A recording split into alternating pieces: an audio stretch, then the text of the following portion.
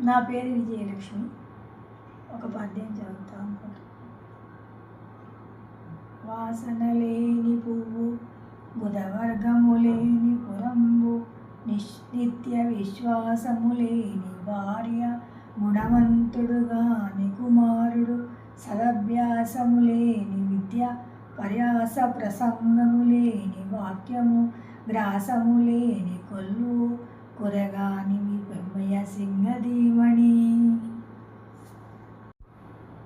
నా పేరు విజయలక్ష్మి. ఒక పద్యం చదువుతా అనుకుంటా.